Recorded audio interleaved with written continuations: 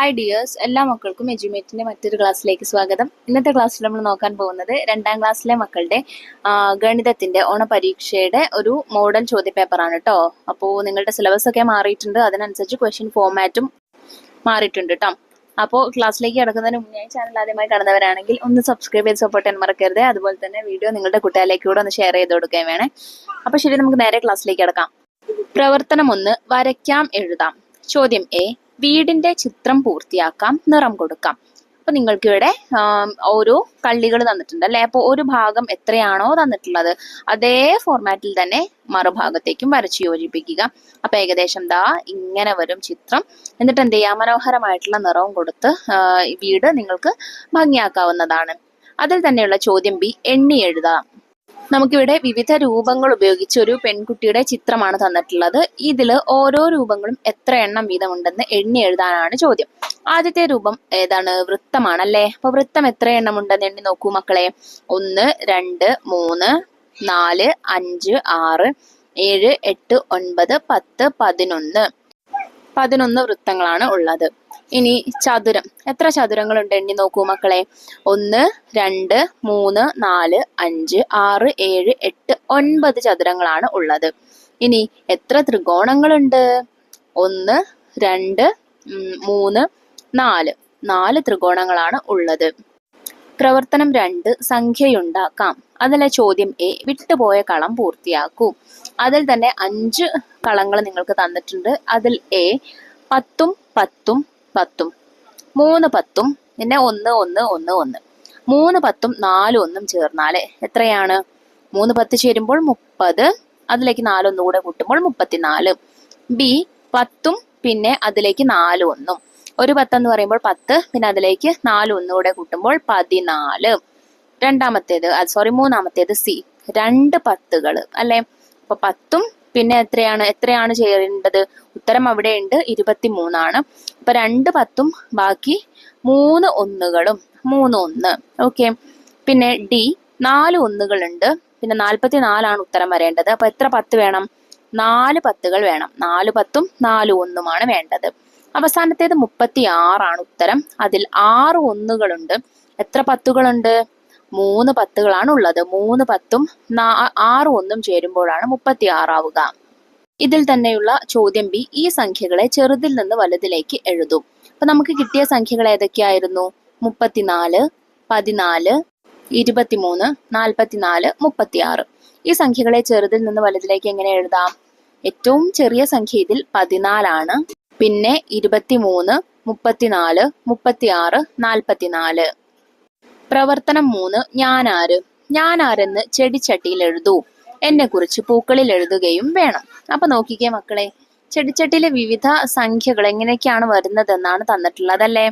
അപ്പോ ഒന്ന് നോക്കൂ, 36നേക്കാൾ 4 കുറവ്.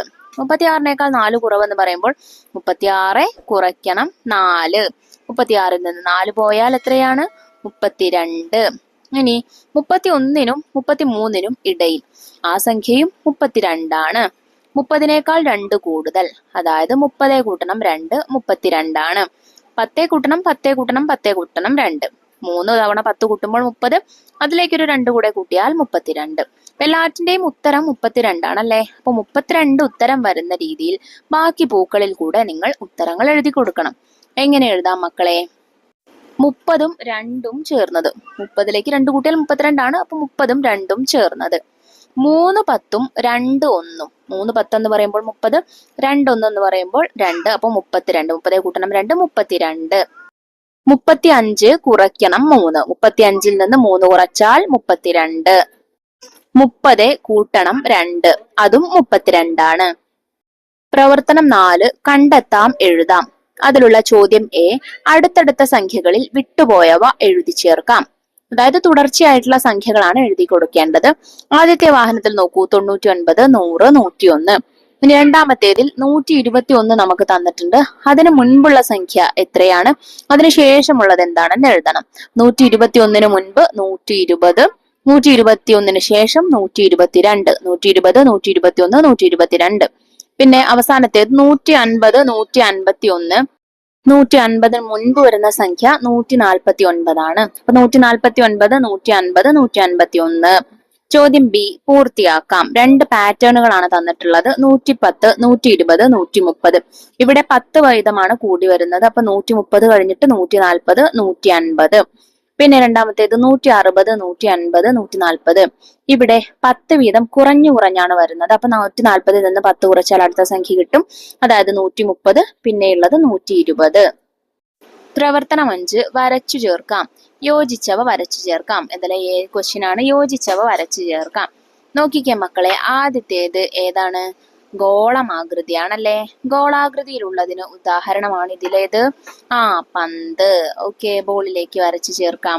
പിന്നെ ചതുരസ്തംഭമാണ്. ചതുരസ്തംഭത്തിന് ഉദാഹരണമാണ് ബിസ്ക്കറ്റിന്റെ ഈ പാക്കറ്റ്. അതിലേക്ക് വരച്ചു ചേർക്കാം. പിന്നെയോ മൂന്നാമത്തേത് വൃത്തസ്തംഭമാണ്. വൃത്തസ്തംഭത്തിന്റെ രൂപത്തിലുള്ളത് ദാ മുകളിലുള്ള നമ്മുടെ കോർക്കൊക്കെ വെക്കുന്ന ഈ ബോക്സ് ആണല്ലേ. അതിലേക്ക് യോജിപ്പിച്ചു ചേർക്കാം. ഇതിലെ ചോദ്യം ബി അടുത്തതാര്? ഇവിടെയും ഒരു പാറ്റേൺ ആണ് തന്നിട്ടുള്ളത്. നോക്കൂ, ഒരു ദീർഘചതുരം വരച്ചിട്ട് അതിനൊരു ഭാഗത്തായിട്ട് ഒരു മൂലയിലായിട്ടൊരു വൃത്തം പുറമെ വരച്ചിട്ടുണ്ട്. അതിന്റെ നേരെ എതിർഭാഗത്തൊരു ത്രികോണവും വരച്ചിട്ടുണ്ട്. പിന്നെ ഇതിന്റെ വൃത്തത്തിന്റെയും ത്രികോണത്തിന്റെയും സ്ഥാനം മാറി മാറിയാണ് വരുന്നത്. ആദ്യം ഇവിടെ ആയിരുന്നു, പിന്നെ ഇതാ ഇവിടേക്ക് വന്നു, താഴേക്ക് വന്നു. അപ്പൊ അതിന് നേരെ ഓപ്പോസിറ്റ് ആയിട്ട് നമ്മൾ ത്രികോണം വരച്ചു കൊടുത്തു. പിന്നെ മൂന്നാമത്തേതിൽ ഇങ്ങനെ വന്നു. നാലാമത്തേതിൽ സ്വാഭാവികമായിട്ടും വൃത്തത്തിന്റെ സ്ഥാനം ഇവിടെ ആയിരിക്കും. അതിന് നേരെ എതിരായിട്ട് ത്രികോണവും വരും. ശരിയായതിന് ടിക്ക് ഇടുക. നമ്മളിതാ ഇട്ട് കൊടുത്തിട്ടുണ്ട് കേട്ടോ. ചോദ്യം സി കൂട്ടത്തിൽ പെടാത്തതിന്റെ ചുറ്റും വട്ടം വരയ്ക്കുക. ഒന്നാമത്തേത് നോക്കിക്കേ, 3, 4 രൂപങ്ങളാണ് നിങ്ങൾക്ക് തന്നിട്ടുള്ളത്. അപ്പൊ ഒന്നാമത്തെയും രണ്ടാമത്തെയും മൂന്നാമത്തെയും രൂപം ചതുരസ്തംഭത്തിന്റെ രൂപമാണല്ലേ. അവസാനം തന്നിട്ടുള്ള ചോക്ലേറ്റിന്റെ രൂപം ചതുരസ്തംഭത്തിന്റെ രൂപമല്ല. ഓക്കെ, അപ്പൊ അതാണ് കൂട്ടത്തിൽ പെടാത്തത്. അതിനു ചുറ്റും വട്ടം വരച്ച് ചേർത്ത് കൊടുക്കേണ്ടതാണ്. അപ്പൊ ഇത്രയും ക്വസ്റ്റ്യൻസ് ആണ് കേട്ടോ മക്കളെ നിങ്ങൾക്ക് ഈ ഒരു ചോദ്യ പേപ്പറിൽ ചെയ്ത് നോക്കാനായിട്ടുള്ളത്. ചെയ്തിട്ടുള്ള ക്വസ്റ്റ്യൻസ് ഒക്കെ എല്ലാ മക്കൾക്കും മനസ്സിലായിട്ടുണ്ടെന്ന് വിശ്വസിക്കുന്നു. ഇത് ഏകദേശം നിങ്ങൾക്ക് വരാൻ സാധ്യതയുള്ള ഒരു ക്വസ്റ്റ്യൻ ഫോമാറ്റ് ആണ്. വരുമെന്ന് ഉറപ്പുള്ളതല്ല, പക്ഷെ വരാൻ സാധ്യതയുള്ളതാണ്. അപ്പൊ അതുകൊണ്ട് ഈ ഭാഗങ്ങളെല്ലാം നല്ലതുപോലെ പഠിച്ചു പോവുക. മറ്റു വിഷയങ്ങളുടെ ചോദ്യ പേപ്പറിനായിട്ട് നമ്മുടെ ചാനൽ ഒന്ന് സബ്സ്ക്രൈബ് ചെയ്ത് വെക്കുക. അതുപോലെ തന്നെ ഇന്നത്തെ ക്ലാസ്സിനെ കുറിച്ചുള്ള അഭിപ്രായങ്ങൾ കമന്റ് ബോക്സിലൂടെ അറിയിക്കുകയും ചെയ്യാം കേട്ടോ. അപ്പൊ ശരി, അടുത്ത ക്ലാസ്സുമായി നമുക്ക് വീണ്ടും കാണാം. താങ്ക്